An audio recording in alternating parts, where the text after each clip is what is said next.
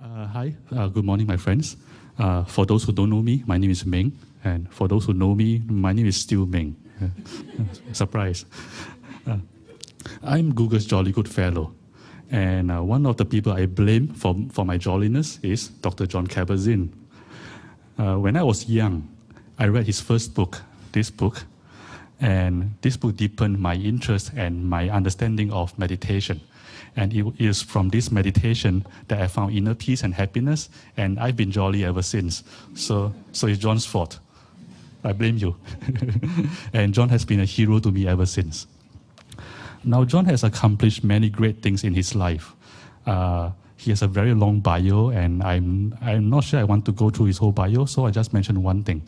If history remembers John for only one thing, that will be for being the first person to successfully bring meditation into mainstream medicine.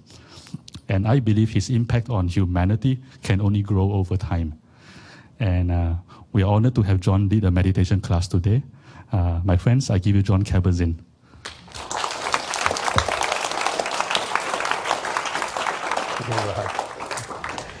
So, what a nice turnout for this time of day when there were all sorts of other gala events happening, I guess, on campus. So, I guess the meditators or those interested in meditation know that sometimes more hoopla is not necessarily where it's at. Nice to see somebody with a US rowing shirt. One of the adventures that I was in some time ago had to do with training the US Olympic rowing team and mindfulness, and back in 1984 at Lake Casitas, and it was really quite an interesting experience, in part because rowers compete sitting down, so learning how to sit's not, some sense relevant to them. They also compete going backwards, which is very interesting. And if you're not in a single, then you're competing with other minds and other bodies in the same boat. And to get that into some kind of harmony and synchrony is non-trivial, and doesn't just have to do with the body. When the mind and the body become one, then the boat and the water and the wind and all the minds become one, and something very interesting happens. So I'm really touched that you've come out in the middle of a workday to partake of a, I don't know what you want to call this, a class or a workshop on what could most easily be described as much ado about almost nothing. It's not quite nothing, but it's not so much about doing as about being, or as the Taoists would call it, is non-doing. And there is a way in which that seems awfully anti-American, since we're such go-getters and it's all about doing and getting it done and crossing off everything on your to-do list.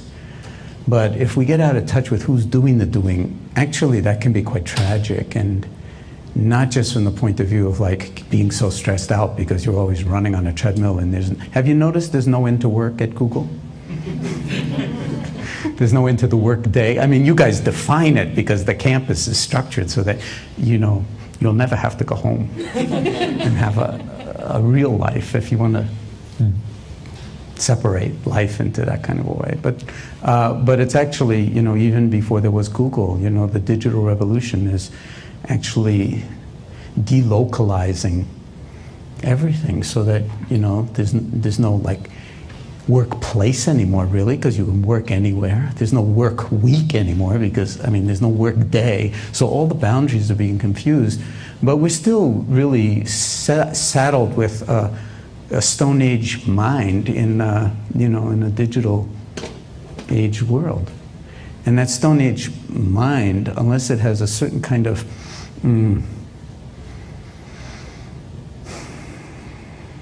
unless it engages in a certain kind of self-education, can really wind up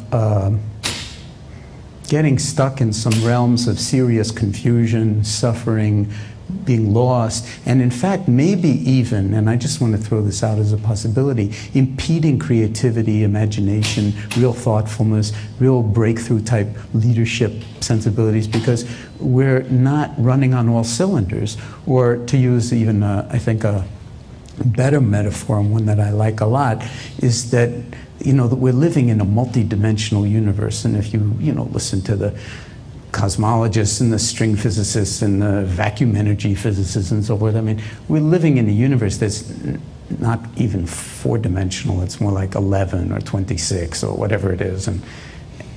And we still haven't really grokked Einstein's contribution of, space-time as like 4 dimensions.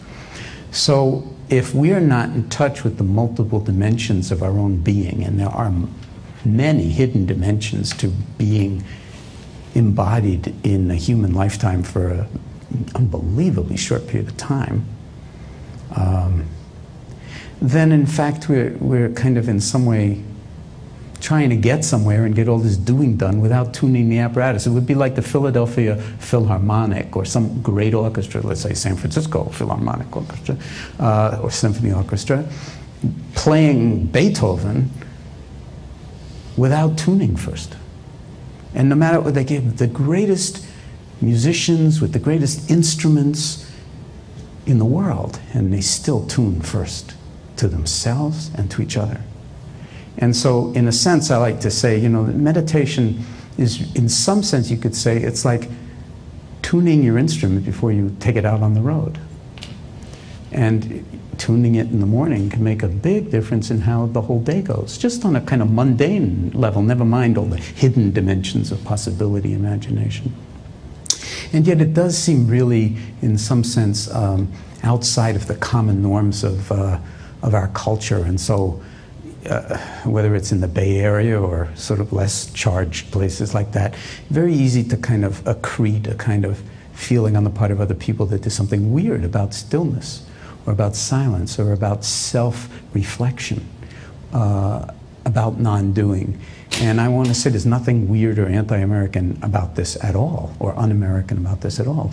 It's just, it's in some sense a recognition of sanity, and that doing and being have always been intimately interrelated, and without some kind of deep reflection. Well, where do you think scientific breakthroughs or engineering breakthroughs come from? They all come out of the human mind. And very often they come serendipitously in the middle of the night or in dreams or whatever, and there have been Nobel Prizes that have come just from like a dream, like a snake eating its tail, and voila, you've got the benzene ring and all the molecular orbitals. And there are lots of instances like that, that in science, it's not what you know, it's what you're willing to know you don't know. And then to linger at that sometimes very uncomfortable place of having banged your head and banged your head and banged your head and gone through a lot of different kinds of solutions, none of which actually lead to any kind of solution. And all of a sudden you just like, okay. And you don't try to force anything anymore. And you just open. And you go, in some sense, beyond thinking. You go beyond thinking. It's not like you're discounting thought. But in some sense, you're giving yourself over to something that's just much bigger, that we never get educated around, never hardly is ever mentioned. Sometimes it might be called intuition. Sometimes it might be called creativity. I call it awareness. When was the last time you had a course in awareness? Or it was even mentioned as important in school, aside from, say, people yelling at you if you were looking out the window and the teacher caught you doing it, and you'd say, pay attention, as if paying attention was like, some kind of military discipline, a bad thing. So from the point of view of the meditative traditions, the entire society is suffering from attention deficit hyperactivity disorder, certifiable diagnosis. From the point of view of the meditative traditions, because it's like it's all about doing, and there's no recognition of being, and so in a sense there's no place to rest. And what this work is really all about is saying there is plenty of place to rest, and there's plenty of time. It's not like, oh, you got to squeeze this into your busy day. Because awareness is like boundless and infinitely available in every moment, no matter what you're doing. So if the doing is coming in some sense out of being, out of awareness, then it's not like, well, I have to find an hour to meditate, and if I can't find an hour, then to hell with it. Because that's a kind of idealization. That's what in some traditions they call a gaining idea, that now I'm going to meditate to get better at something. I'm going to meditate so I can be more like a samurai mind, cuts through all, discerns all problems clearly, cuts through the Gordian knot of it and goes right to the solution, breakthrough after breakthrough. And of course that's an idealization. Non-doing really means non-doing. It radically speaking, it means giving up wanting anything else to happen in even the next moment, never mind at the end of the day or at the end of like the year in terms of the bottom line, and being willing to just stand in how things are in this moment. Now, I would like this to be interactive and conversational. I can talk for hours about this stuff. I mean, really, I'm embarrassed to say it. Because it's so much, well, I would say that for me, meditation is an act of love. And as I was implying, an act of sanity, just to stop for a fraction of a second and drop. Sometimes I even bring a tennis ball and like drop into being. You think, well, if I do that, maybe I'll lose my mind. If I don't want to go into my mind, I had many people I knew and grew up with who were Nobel laureates. And I asked one of them, George Wald, actually at Harvard, who won the Nobel Prize for color vision. And he was my yoga student and meditation student for many years. But before that, he said, I don't want to get into meditation. I've spent my whole life fine-tuning my mind, my thinking mind so that it works. What if I go into meditation, I could like lose my mind? I said, yeah, what if you go into meditation, find your mind? See, imagine, you big boy, George, you've already won the Nobel Prize. Why are you so worried about losing your mind? We're talking about befriending your mind. We're talking about, in a sense, making friends with this aspect of being that, is as worthy of paying attention to as the cones and rods in the eye. So he got into it. And in his old age, he'd sit on the beach and bang a drum and chant, and, he's like really into it. And it didn't make him any stupider.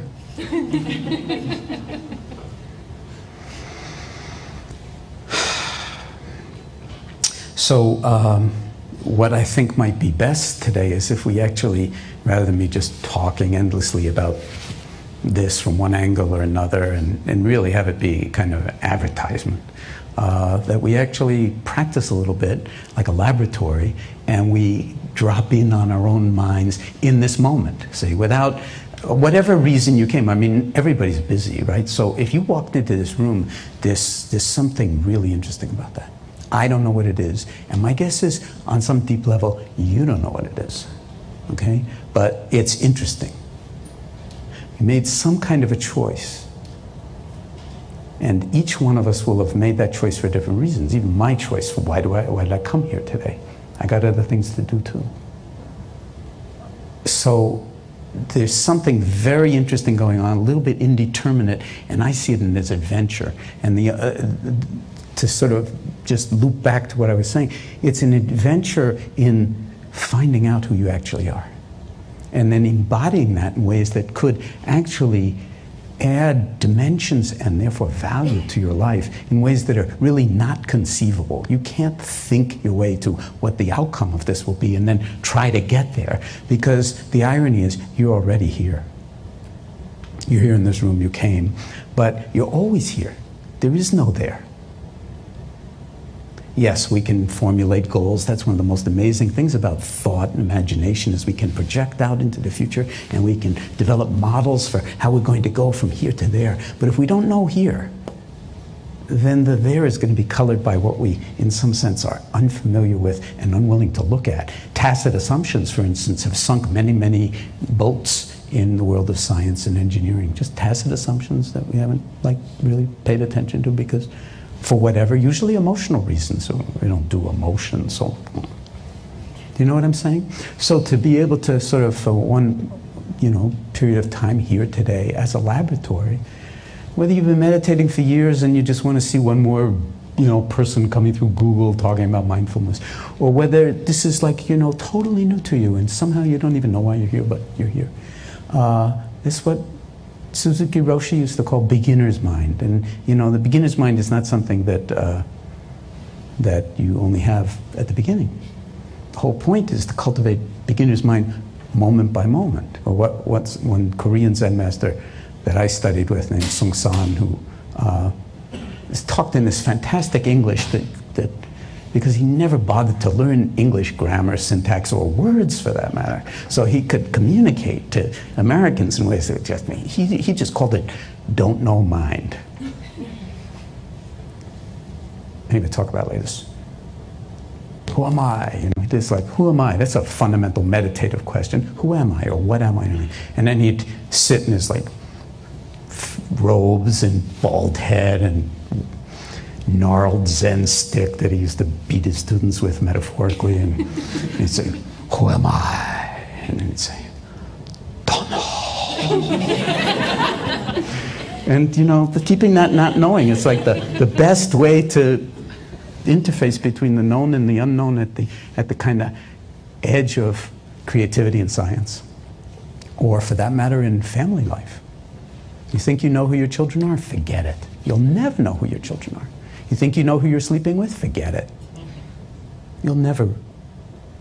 Or at least you'll have to get out of your own way an awful lot to not just see the projections onto that person of your own mind. And then, you know, it's like, it does, in some sense, denature relationships. Even if, I love you, honey, you know, but if it's all about me, it may actually turn toxic over the years. And then you wonder, like, you know, my wife left me. What happened? I don't know. It's like, she just left one day. Oh, I see. That was the first symptom? Yeah, it might have been. If you're in unawareness, like you don't pay any attention, you know, to like the signs and symptoms, and all of a sudden, like, whammo, you're hit with a heart attack. But it's very unlikely that that was the first symptom. Sometimes with sudden cardiac death, actually, first symptom is your last. But usually there are all sorts of prodromal warning signs, whether it's relationships or relationship to your own body and health. And if you're not paying attention to them, the body or the world is going to up the ante to try to get you to like wake up while you still have a chance, come to your senses. And it's the senses, in a sense, it's the senses that are fundamentally the only way we can know the world. And there are many more than 5 senses. And the Buddhists include mind itself as a sense, because, you know, you can see without seeing. If your mind is not tuned in, you can see all sorts of things and not see them. You can hear all sorts of things and not hear. I mean, have you ever had anybody that loves you a lot say, well, you never listen to me? Of course, because, you know, we're just listening to ourselves, the story of me, and where I'm going, and how great it is, or how depressing it is, and how unworthy I am. And it's like me, I. So the heart of this whole thing is to begin to examine, who am I? Because you're not what you think. And someone once gave me a t-shirt that said, meditation, it's not what you think. And it's true. So,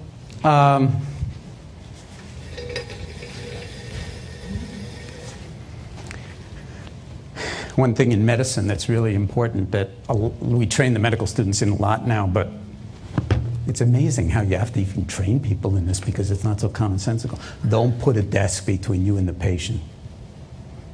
Don't sit back as the big authority and say, well, let me help you. Move in. Cultivate a certain kind of appropriate distance. Not instant intimacy, but at the same time, something even deeper than intimacy, which is what I would call recognition. Oh, a human being has walked in, usually in pain of one kind or another, frightened, doesn't know what they have. Just fixing them is not adequate in medicine. And so medicine is, as Meng was implying, is changing tremendously.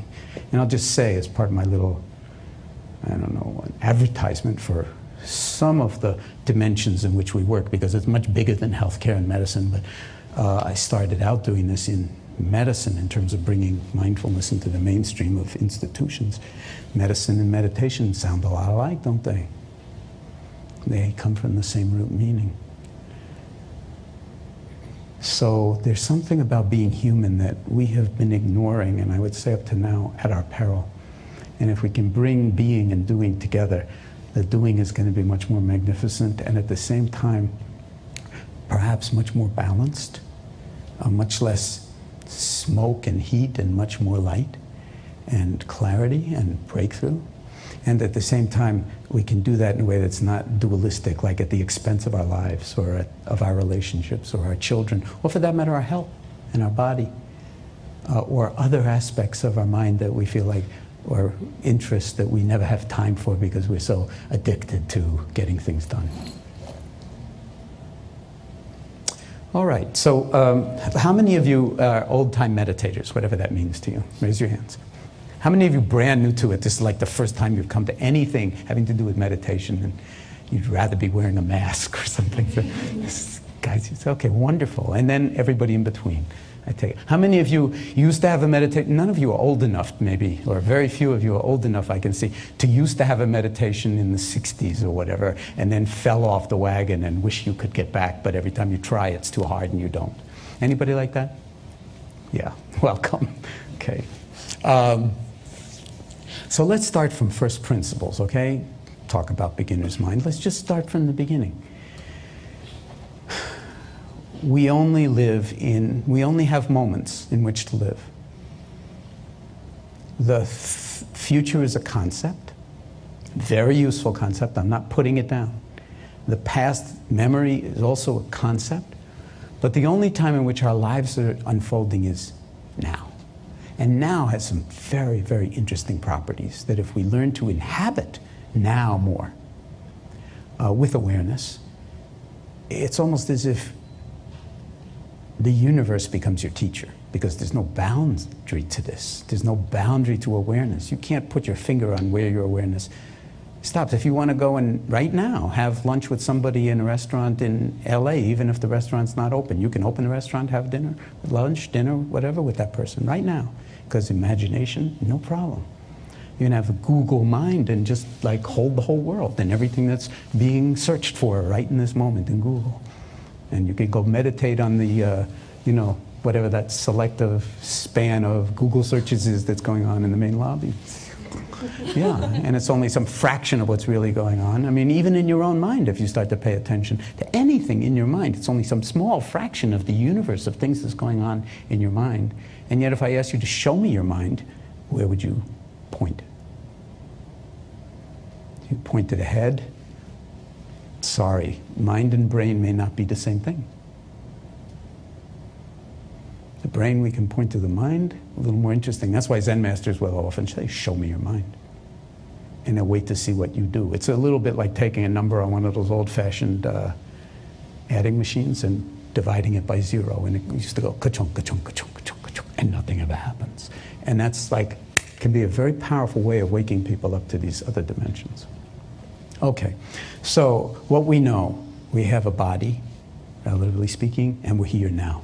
So let's see if we can tune into now for no other reason than just for fun, okay? Just not to get anywhere, to be more relaxed, to become a great meditator, to break through, some problems that you're having, whatever it is, but to just see if you can hold this moment in awareness.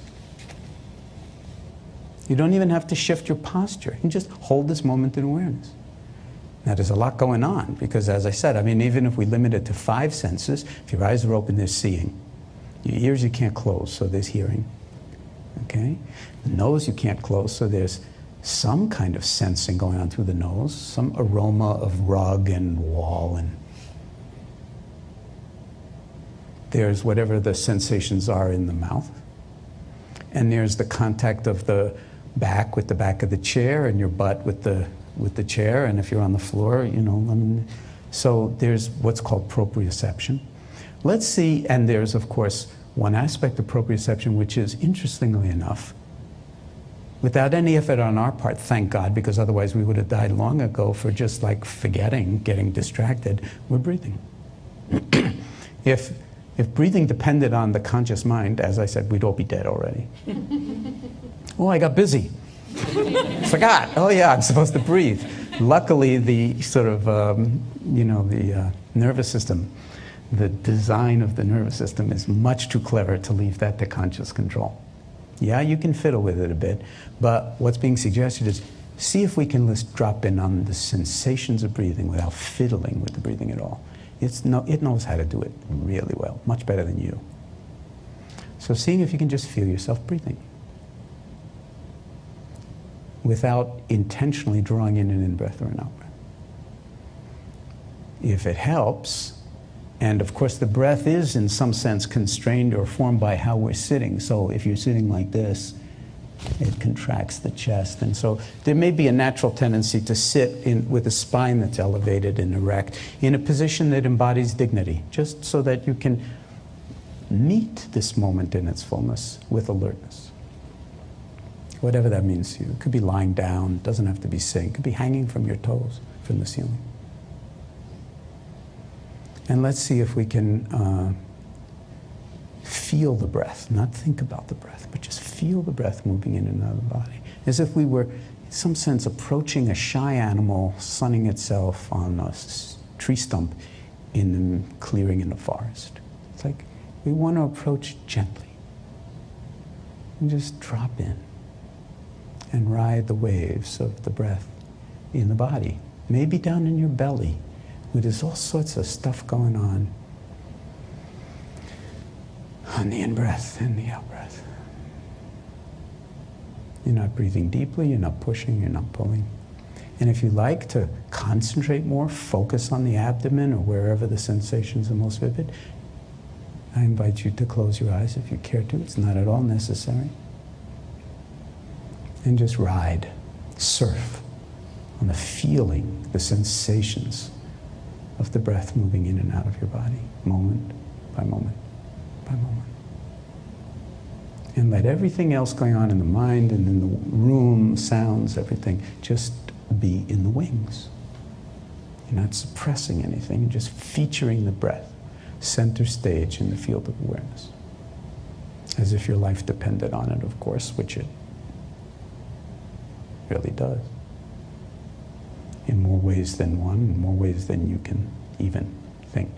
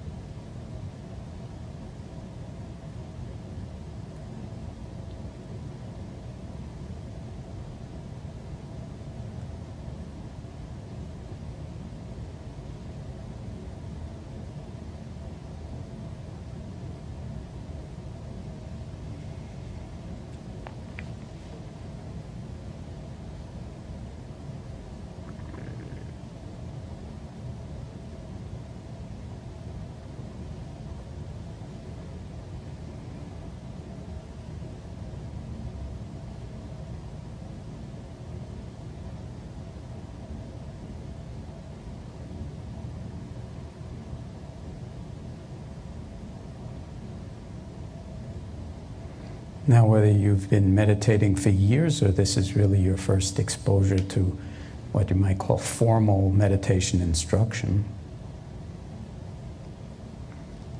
it doesn't take long before you realize that having just given yourself this very, very simple assignment to feel the breath moving in and out of the body and resting in that awareness, attending to the sensations, that the mind kind of has a life of its own, and it won't just stay on the belly or the nostrils or wherever you're following the breath. And it'll start commenting on your experience. Like maybe you're already wishing you hadn't come and looking for a graceful way to get towards the exit while our eyes are closed. Or that this is stupid and boring, and how could this tap into anything useful? Or the mind may just kind of drift off into reverie, or thinking about how much you got to get done by the end of the day and going through your to-do list and maybe getting more anxious.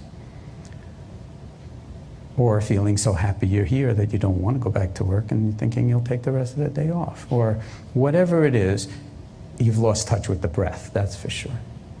So it's important that you know, whether you've been meditating for 50 years or more, or this is your first experience of it, that this is just the way the mind is. It's normal. There's nothing wrong with you. And it's not like, oh, you'll make a bad meditator because your mind is unruly. It's the nature of the mind. It's just like the Pacific Ocean. It waves depending on the atmospheric conditions.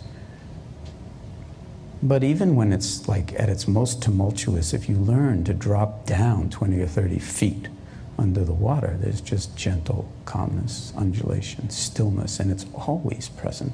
And it's the same with the mind. The surface of the mind can be very agitated, embroiled in thought and emotion. But awareness itself is like the depths.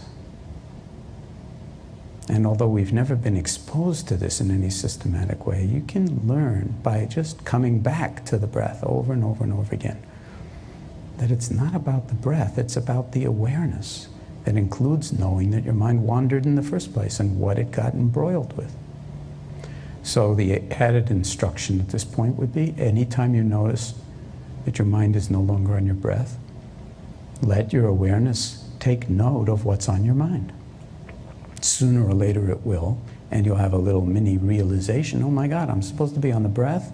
And I thought that was so simple to do, and I've been off someplace for who knows how long. Not a problem. Guess what? It's still now. So in this moment, just your body's still breathing. Can you reconnect with featuring the breath center stage in the field of awareness? It's not about the breath, it's about the awareness. And the breath is simply a skillful means for befriending this deep capacity of the heart and mind that I sometimes call awareness-ing. I sometimes call awareness-ing in distinction to thinking. It's just bigger than thinking because it can hold thought as well. So if the mind wanders, you know what's on your mind, you bring it back. If it wanders 10,000 times, you know what's on your mind 10,000 times. And without judging, condemning, forcing, blaming, just come back to this moment, this breath. Each breath a new beginning. Each out breath a complete letting go. And voila, here you are again, right here. No agenda, just this moment, just this breath. Just this sitting here. Outside of time, if you will. Ensconced in the now. Timeless.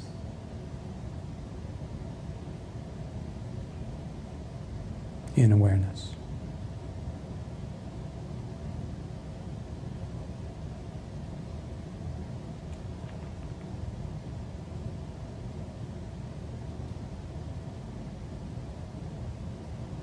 So this sounds simple, and it is, but it's not easy. This is a very, very challenging discipline, actually, because the mind is so unruly and so conditioned to fall into liking and disliking and want to be entertained, and so highly conditioned that to just get really basic and befriend any aspect of experience and sustain that attending with a certain kind of tenderness as a radical act of love and kindness just towards yourself, simply to stop and to be, requires a certain kind of motivation to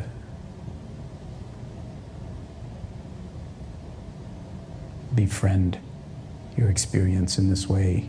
These are the moments that you do have while you're alive, wherever you are, whatever is up for you. And silence, this kind of silence that's pregnant with awareness itself, with what you might call pure awareness,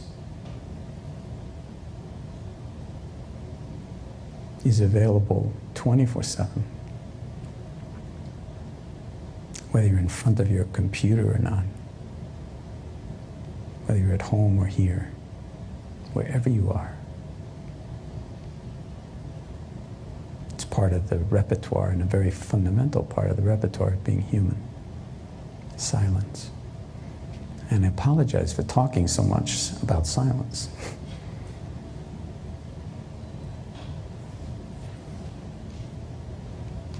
Ultimately, the more you practice, the less there is any need for talk or thought. And the meditation practice winds up doing you much more than you are doing the meditation practice.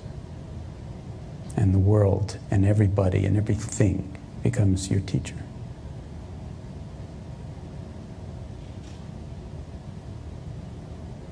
And not in any grandiose New Age bullshit kind of way. Just obvious. Basic.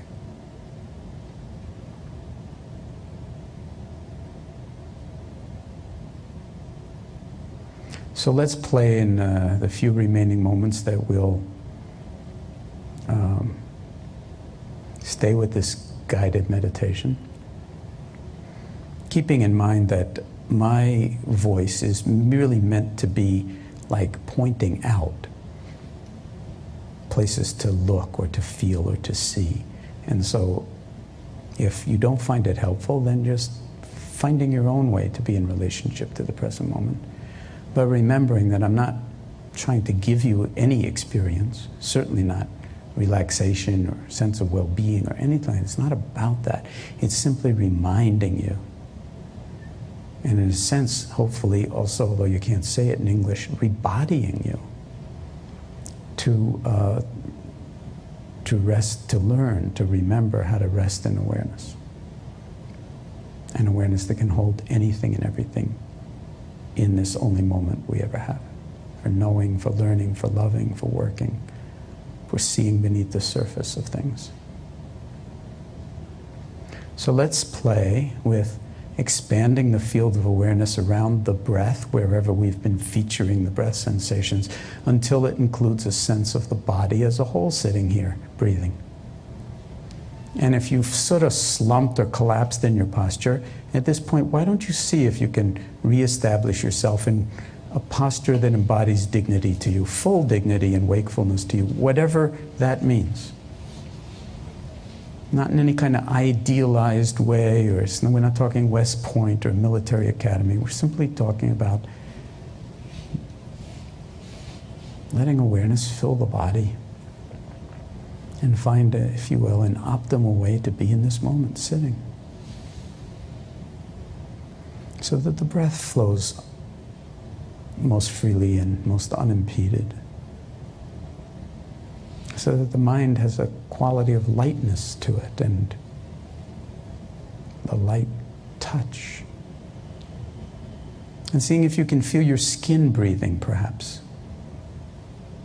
Because of course it does, and if you can't, just imagining that you can feel your skin breathing. Or just feel your skin, the envelope of the body.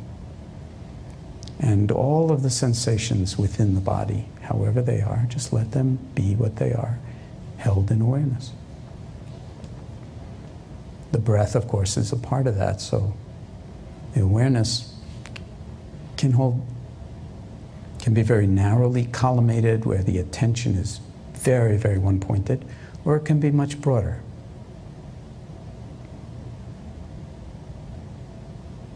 Like a wide-angle lens, 360. And let's actually allow the awareness to also include sounds, since the ears, as we said, were open, and they're happening in this moment as well, so we're not excluding anything now. Body, sitting, breathing, and hearing.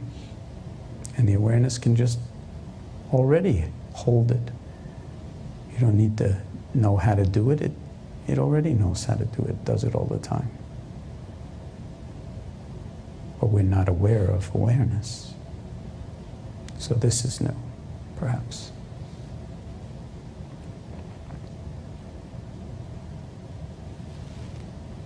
And then why stop here?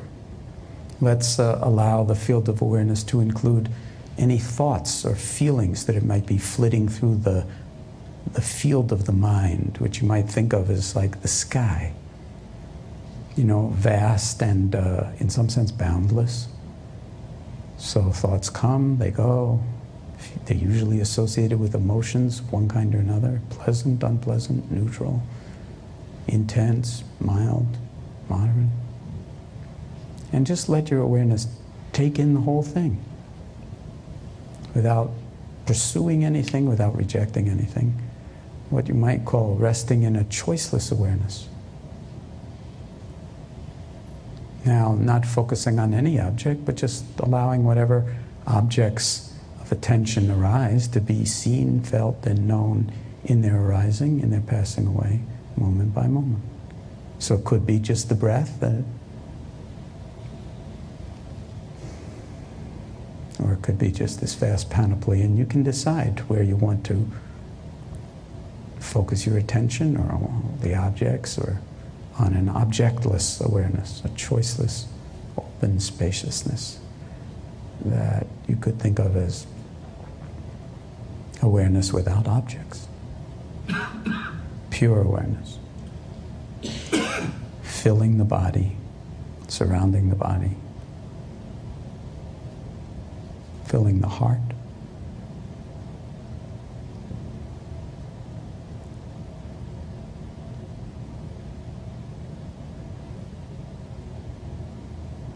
Calming, if you will, the agitations of the mind simply by this tenderness in the attending, moment by moment, by moment, by moment, by moment.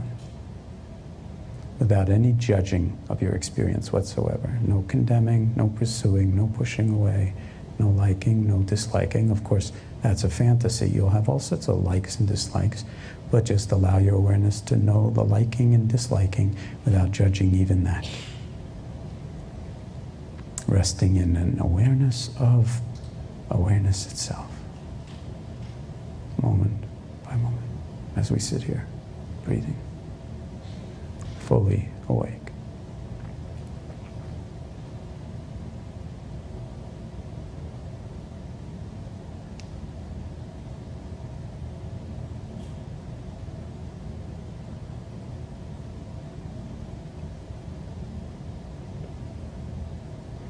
If you get lost, you can always come back to the belly and to the breath. And remember, it's not about the belly or the breath, it's about the awareness that is, in some sense, re-invited to the table by focusing on the object. But it's actually always here. We're just not used to taking up residence in awareness. Because we're so in our heads and so carried away by the thought stream and by emotions that we find difficult to deal with, and that reinforce the sense of me, my problems, my life, my ambition, the story of me and where I'm going, which is just a story. It's just more thought. How about letting your awareness be part of who you are? Maybe a much bigger part than the stories you tell that are intrinsically limited, limiting, and inaccurate.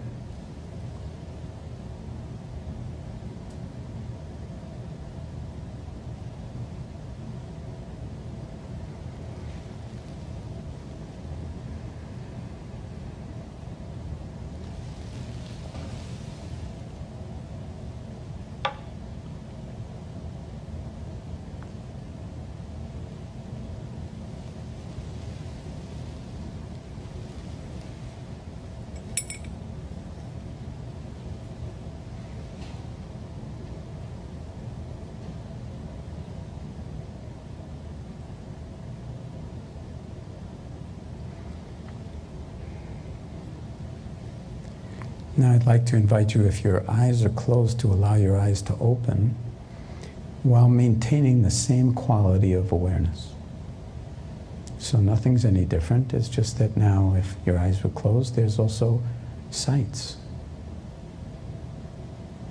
But you can maintain the same awareness thing even as you turn your head or shift your body or stretch. And just to kind of formalize the close of the formal practice, guided practice, I'll just ring some bells, which is just, you won't hear the bells. What you'll hear is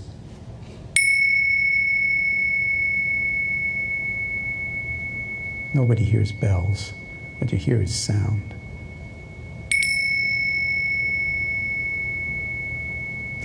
And the spaces between them, and the silence inside and underneath sound.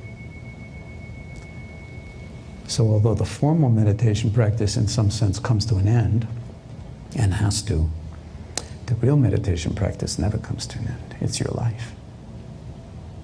It's no more at an end than, say, you're breathing. Okay, we finished the meditating, stop breathing. No, the breath will go on, sensations will go on, seeing, hearing, smelling, tasting, touching, proprioception, knowing, thinking. And so the real meditation practice is your life. And how you carry yourself in each moment. Now that's, oh great, then I don't have to meditate. I'll just go out and do mindfulness and daily living and it'll be great. You won't get to the door without forgetting. And get carried away and entrained into whatever is next on your to-do list. So there's something very beautiful about the combination of formal meditation practice, even if it's for 30 seconds or 5 minutes every day, but the fact that you will anchor it, that you'll at least tune a little bit before you play the great symphony. And then see what happens. And I'm sure you'll find, and many of you can probably talk about it, and we're going to now converse about that, because the outer counterpart of meditation, especially, how many of you sit in meetings during the day? Do you meet with other people at Google, or is like the computer done away with that? Only virtual meetings. Well, do you sometimes find yourself in meetings and just like wondering what the hell this meeting is about? They go on and on sometimes, even at Google, and it's like you don't get to the point, or everybody's got to shoot their mouth off about their own favorite thing and be an obstacle to getting anything done. Or does that happen here? Or, okay, so imagine if people tuned before they walked into a meeting, or took, I often give CEOs or department chairs or whatever, I give them a set of these bells, and I say, hey, listen, why don't you take the first 5 minutes of a 30-minute meeting or an hour meeting and just ring the bells. No meditation instruction. The instruction is just sit and watch your mind and be aware of the other people around the table. 5 minutes of that. Then have your meeting and see what happens. It may turn out to be a totally different meeting because people will be there. Most people, they're in the meeting, but they're not there. They're text messaging under the table or Googling or whatever the hell people do. But you're not fully present. If you're not fully present, what's the point in having a meeting? The meeting is about meeting so that something can happen. But for that, you have to show up. Turns out showing up's non-trivial. It's the hardest thing in the world, to show up. Even in your body. Most of the time, we're like not in our bodies. There's this wonderful line in James Joyce's Dubliners. It's a book of short stories. His story that starts out, Mr. Duffy lived a short distance from his body. So let's have a conversation about what your experience was. And I just want to say that if you read business books and leadership books like Peter Senge at the Society for Organizational Learning, and think about organizations and how they have like their organisms, and they learn and they grow, and they have heads and tails, and they can orient and move in time and space and beyond time and space. That's the outer counterpart of quiet meditation. It's like when you get 30 people in the room around the table and they do this kind of tuning, then the dialogue is very, very different from if you think you're going to be in discussion. Discussion, for instance, like, well, we'll get together and we'll discuss this problem or this issue. Discussion, I just remind you, comes from the same root as concussion and percussion and succussion. It's all about shaking violently apart. That's the root meaning of discussion, is to shake violently apart. Maybe something will sort itself out. But what about dialogue, where everybody's really tuning and not like totally in their ego, but a kind of inquiry. What is this? What is our job? What is this purpose of this meeting? What could we do together that we can't do alone? And maybe if I don't know everything, or I think I take my big pet, whatever favorite thing it is, and for a moment just bring don't know to it. So it's not like, yes, I've got to come out of this meeting with an agreement from everybody that I'm the greatest person in the world. Or my idea is the best idea in the world. Out of that, what happens when minds do this together, you get some kind of property emerging that's bigger than any of the individual minds in the room, and something that's beginning to become more and more recognized in business and in all sorts of organizations, because the old models are just like, they're like tyrannosauruses and brontosauruses swishing around and banging each other's tails and dying. Okay. So anybody want to comment on your experience of this or anything that you experienced? Let's keep it let's not go into speculation about meditation and its value in the world, but more like, what did you experience during the guided meditation? First person experience. So, Dr. Kabat, I have been a practicing mindful meditator for almost 10 years. And by practicing, I mean I struggle with the same thing and continue to struggle with the same thing, which is I fall asleep. All the time. Yeah. And it happened to me here. Anybody else fall asleep during the session? Raise your hands up high. There's nothing embarrassing about it. I mean, you know, basically we're all more or less asleep anyway. I mean, even if you're here. It's the same thing as in school. You know, the bodies show up, but that doesn't. And yeah, so as soon as we get calm and still, we go, First of all, how many of you would say that you're sleep deprived? Just on a purely mundane level. Of course we're sleep deprived. Google doesn't expect you to be sleeping. That's for the next lifetime. I don't know. So, okay, so what are the practical things that you might do? So, you know, I get very basic around sleep. Sleep is an occupational hazard of meditating. And we, in the hospital, we don't ask people to meditate sitting. We get them down on the floor, lying, doing what's called a body scan. So you get more and more relaxed. First thing you do is go, so you hear a tremendous amount of snoring in the room. I mean, we do this with sometimes 200 people on our day-long retreat, and it's like, and people take offense. I'm trying to meditate here, and it's like I got a snorer over here and a snorer over there, and it's like, it's an occupational hazard of meditating. Meditating is all about falling awake, but the first thing people do is fall asleep. What can we do? Well, to one degree, it's like I would ask you about your motivation. How motivated are you to actually be awake?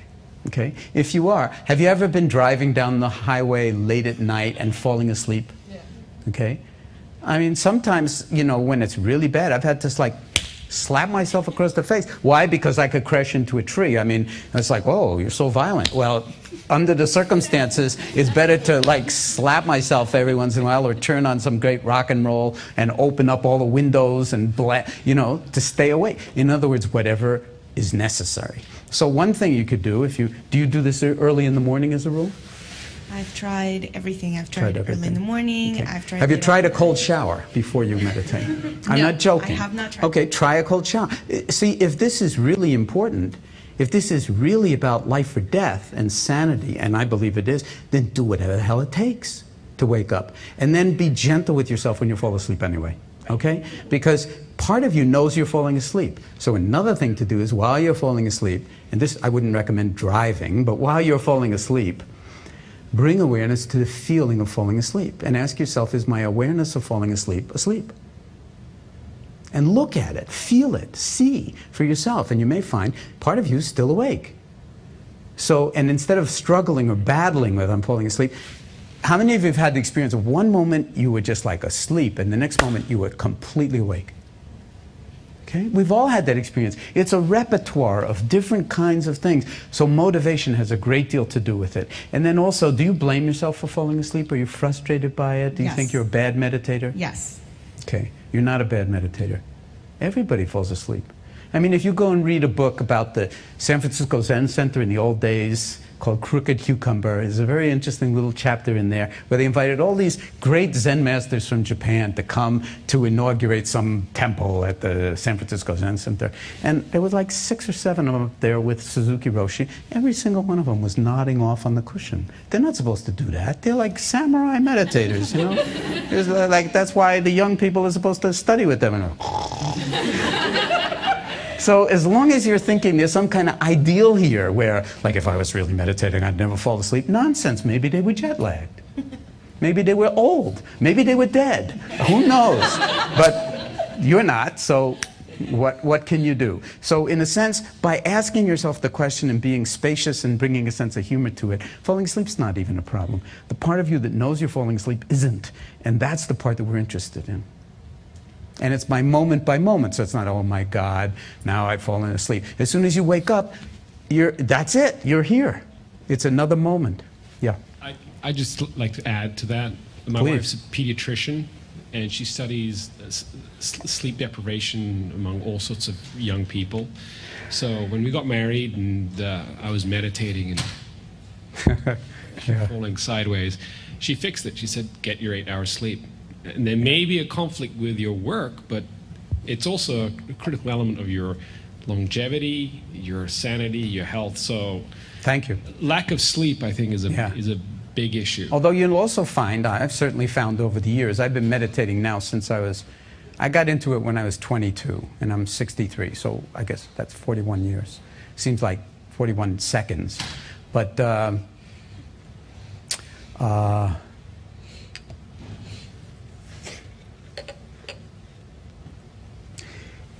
when you really devote yourself to meditation the kinds of ways that I'm suggesting, and then every once in a while you periodically go off on retreat and say maybe do this for 10 days, 18 hours a day. And there are places like Spirit Rock. I mean, there's no better place in the world to do that than in the Bay Area, where you can really cultivate mindfulness in this kind of laboratory where you're simplifying life and you leave your computer and your cell phones at home. And I mean, that itself is like very hard to do, but you nest it in a certain way. You find that I've found over the years, I don't need as much sleep as I used to need. Now, part of that's just getting older, but part of it is that there's a kind of rest that happens in wakefulness that you don't get even in sleep. And now, of course, I don't have time to talk about it. When I was here last, I gave some, I gave a slide talk with some evidence from neuroscience about what's going on in our patients and other people when they meditate. But it's activating regions of the brain that ordinarily just aren't ever trained. And there's a phenomenon now for the past 10 or 12 years in neuroscience called neuroplasticity, which is demonstrating that the old dogma that your brain, it's like just loses neurons from about the time you're 2 and it's just downhill from then. That's not true. We're making functional neurons in very important aspects of the nervous system right up until the day we die, and that and they're driven by a kind of repetitive attending. Physical activity is a huge part of that. So it's not just meditation on the cushion. I mean, running, it could be meditation. Swimming could be meditation. Cooking can be. There's nothing that isn't meditation. Making love. I mean, it helps to be there.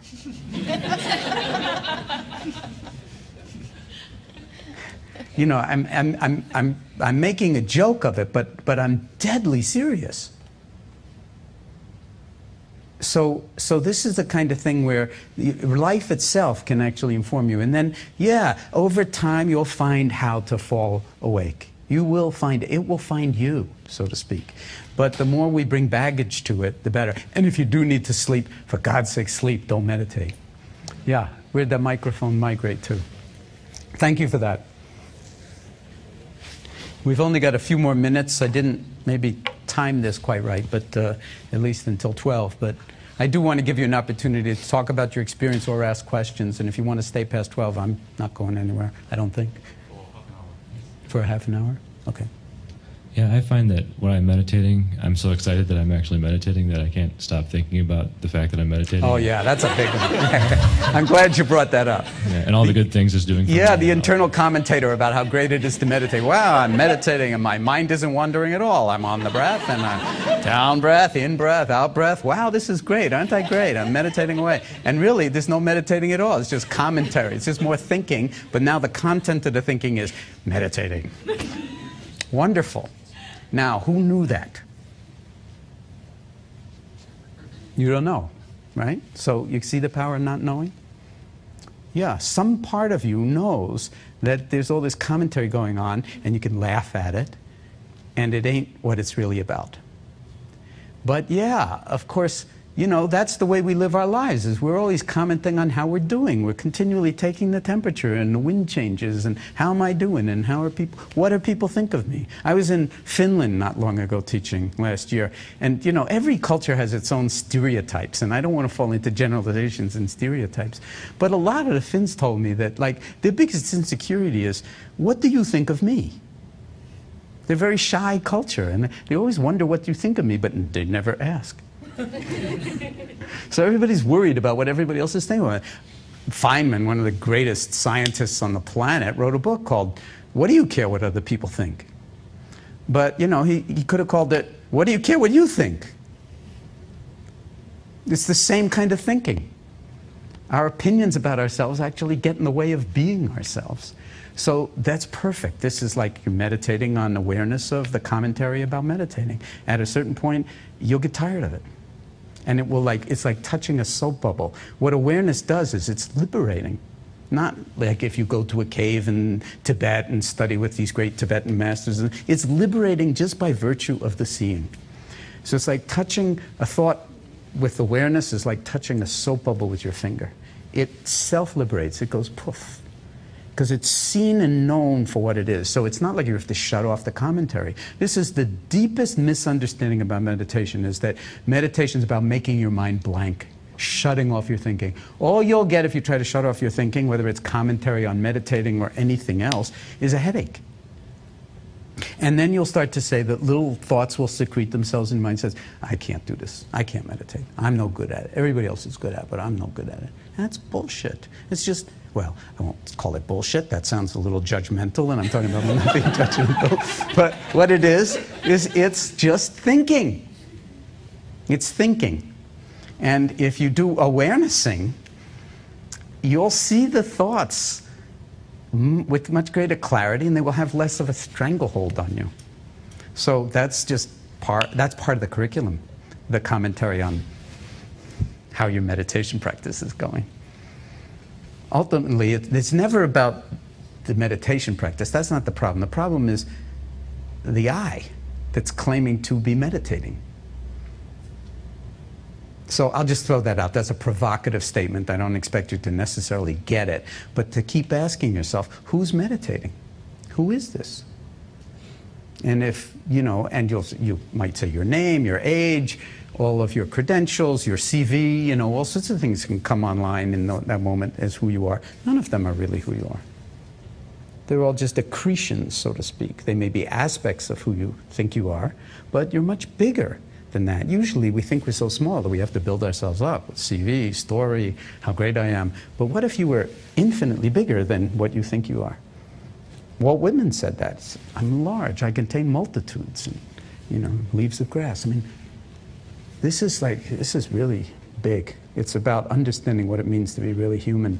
And of course, we don't know what it means to be really human, but the understanding comes from intimacy, from cultivating intimacy with what the Tibetans call familiarization. In fact, the word in Tibetan for meditation is familiarization.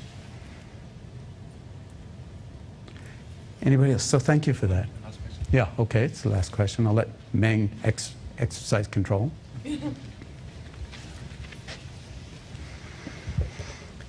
I just wanted to say I think there's something really funny about those whiteboards being up during this talk. Yeah. With those giant salaries and no deal and all that stuff all over it.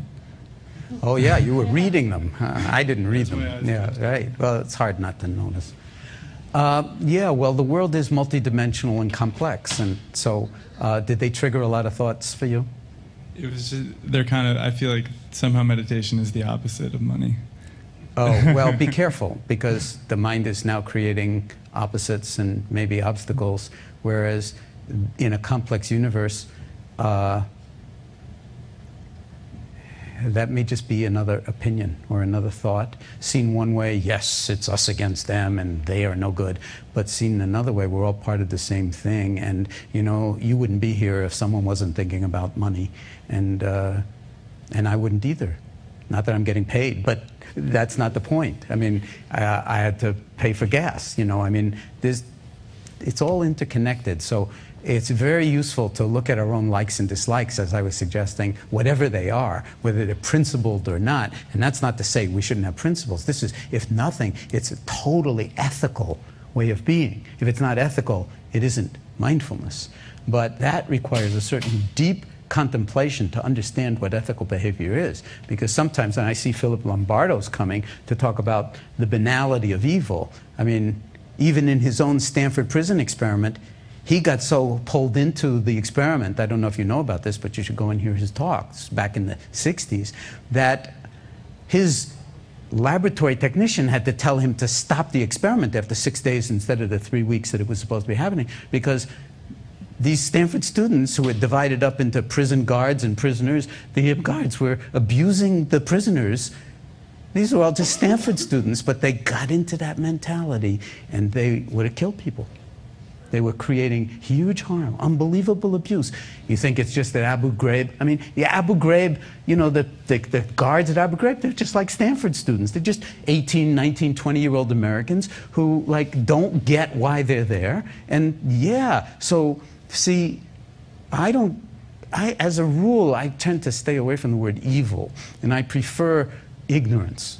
So when we're ignoring certain aspects of our own experience and how easy it is for anybody, even ethical people, to get entrained into a situation where they will do seriously immoral things, that's important to be aware of, because it's not like, oh, just them, those people out there who don't have moral fiber. That could be you if the circumstances were different, unless you've really developed an unwavering sense of stability in your own authority, even if everybody else is saying that you're wrong.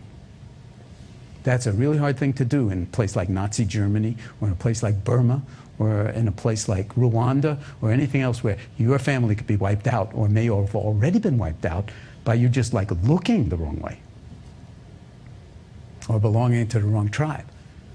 And so, you know, so this has profound implications, not just for economics and, you know, running a business like Google, but for a place like Iraq, where you know, war, you walk into a culture, you have no understanding of that culture, and then you're going to sort of make it the world safe for democracy. I mean, you know, it's like, and we wonder why America's not more liked, since we're obviously the good guys in the world. What's the matter with us?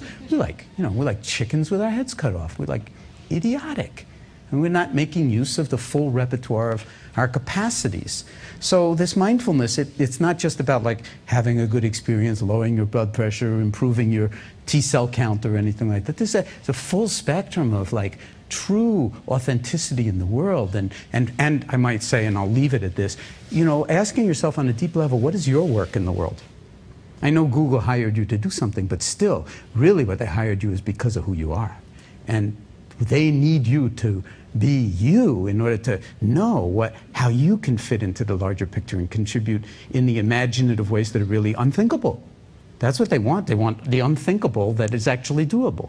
So how do you get there? Often it's not just by thinking. It's by trusting in your certain aspects of yourself that, you know, we just don't get educated around. That's what this can develop. And now, as I understand it, and I'll leave it at that, there's an MBSR program, mindfulness-based stress reduction, just as what Meng was talking about with full catastrophe living, here at Google. And there are going to be more programs in the Google University around emotional intelligence and mindfulness and business and leadership and je ne sais quoi. But you know, it's a very kind of interesting work environment where many people among the leadership really feel like this kind of nurturance is not kind of second-order fluff to keep its workforce happy, but in fact absolutely fundamental to the core principles of the business. So I want to thank you for your attention, and just leave expressing the thought that if anything that I said, even one word, or even not any words, but just what was pointed to underneath the words, rings true to you in some way or disturbs you in some way, trust that and see if you can pour a little bit more attention into it, and over time wonder perhaps whether there's not something inside you. It has nothing to do with me, it has nothing to do with meditation or Buddhism or anything like that, but whether there's not something here, I won't say there, that really is important to attend to, and then attend to it with tremendous kindness and self-compassion. I don't think that you can, it's impossible to go wrong if you take that kind of attitude towards it. This is not attaining some ideal. This is recognizing who you already are and the beauty that's already you. So I'll leave you with a little poem. Would that be okay? One of my favorite poems by Derek Walcott, who's a Nobel laureate in literature from the island of St. Lucia, Afro-Caribbean heritage. He writes very, very long poems, most of which I've never read. But this is a very short poem. So try to drink it in the same way as you were drinking in the breath and the sounds in the room. The time will come when with elation you'll greet yourself arriving at your own door, in your own mirror, and each will smile at the other's welcome and say, sit here, eat. You will love again the stranger who was yourself. Give wine, give bread, give back your heart to yourself, to the stranger who has loved you all your life, who you have ignored for another. Take down the love letters from the bookshelf, the photographs, the desperate notes. Peel your own image from the mirror. Sit. Feast on your life. Thank you, folks.